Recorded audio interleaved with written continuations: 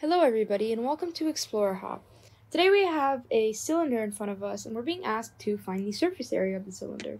So we know that the formula for the surface area of the cylinder is the surface area is equal to 2 times pi times the radius times the height plus 2 times pi times the radius squared.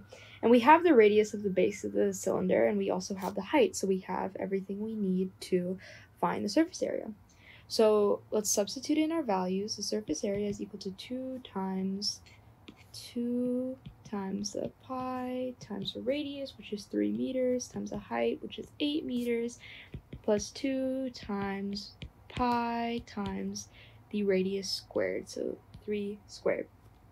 That works out to the surface area is equal to 150.72 approximately, plus 56.52, and therefore the surface area is equal to 207.24 meters squared.